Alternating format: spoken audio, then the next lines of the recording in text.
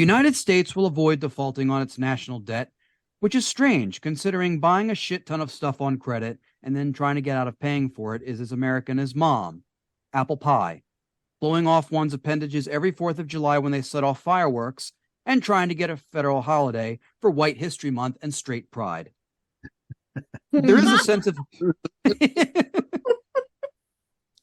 there is a sense of hypocrisy around Republican fundamentals and beliefs. They want no new federal spending in order to bring down our national debt, yet they have no trouble advocating for funding for stormtroopers to break up pride events and police reform protests where the crowds, interestingly enough, just happen to be mostly non-white, non-straight crowds. Of course, from my perspective, the only Republican candidate who can successfully win both the 2024 Republican nomination and the White House will be the candidate whose slogan is, "If you thought Donald Trump was an incompetent dick, then watch this." I recently saw a t-shirt that read, "DeSantis 2024, Make America Florida." Why? What does Florida have to offer the rest of the country? More bang bus video producers? That's enough sexual... There's enough sexual deviancy going on here in Maryland, and I really don't want to be upstaged. So we managed to avoid potential financial catastrophe in this country. And at the same time, we have more Republicans getting into the race for president. It's almost like they've learned nothing. It's like they're still up to their tricks. Like a lot of them are still trying to rage culture war issues, or they're trying to out Donald Trump. I mean, what do you guys see as the future of the Republican Party? And I'm asking for non-conservatives this because who can be more objective? I think they're just going to keep going insane until it'll be like the Robin Williams moment when he talked about how he ended up in rehab when he was telling everybody off, and then he realized he had that moment. He's like, "Oh, I'm the one who's fucked." That's what's going to happen. It'll just be the crazy train for the next bunch of cycles, and then one day they're going to wake up and realize, "Oh, we've become really irrelevant. Nobody wants us." And then they'll have a mental breakdown, and half of them will start running around, probably trying to blow themselves up on a rascal. I just picture a bunch of inbred. It'll be like the most. Imagine a bunch of just inbred terrorists, dumber than January 6th. That's what I'm saying. I don't have to go far, given where I live. To be fair, come on, neither do I. Go to Long Island. Long Island for sure. Go to Bay Ridge. Go to Staten Island. You remember the TV show, the reality show 19 and Counting, right? The Duggar, I don't know how to pronounce their last name. Yeah. Duggar family. Dugar, whatever. They make an army of them to infiltrate the conservative party later. So that's why I said I see a bunch of inbred, because they're like, that's their goal. They're just making tons and tons and tons of babies so that they can raise future conservative, and that's why there's more and more. So I don't know. They're all gonna look Amish.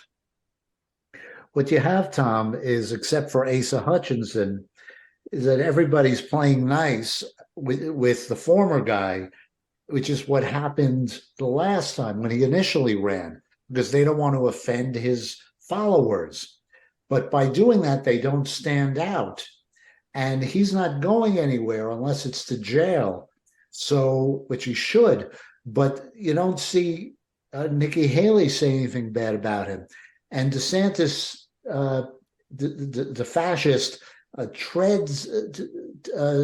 acts so carefully with him, making these mild comments about him to distinguish himself, but he doesn't. And he won't stand up and say, "I'll give you what he did, but I'm not corrupt," because they don't want to call him corrupt.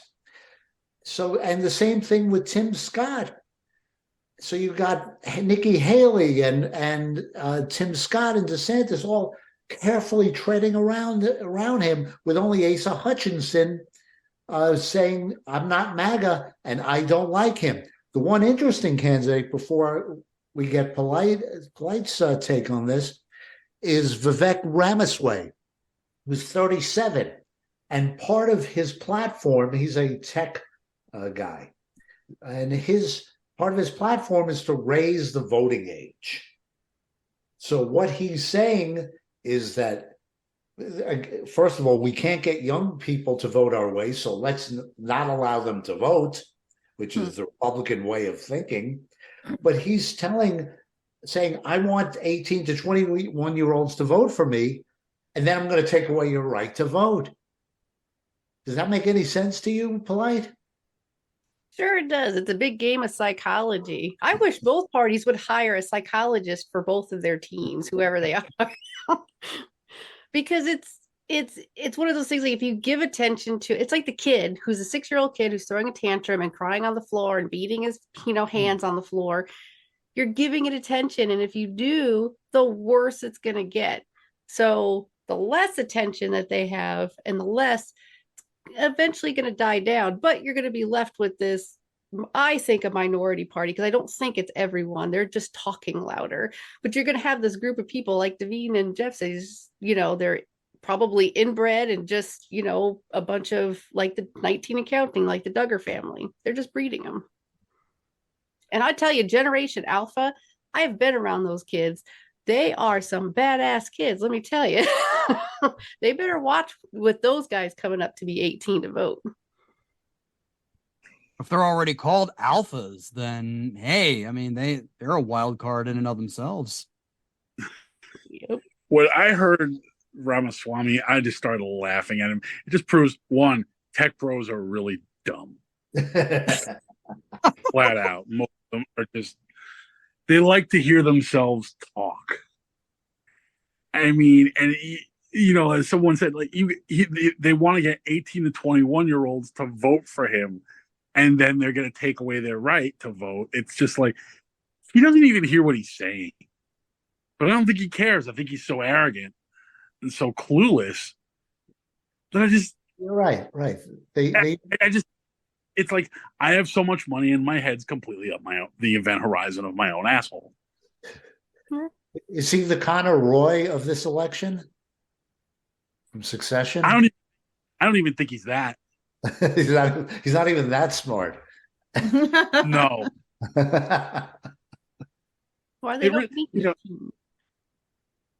my best friend is from that part of the world, and the stuff he would say if he were here, Tom would have to bleep out about 99.9% of it, because he would just roast this guy and be like, Steve, we're not all Desi's are smart. He would say the most screwed up stuff. He'd be like, are you shocked?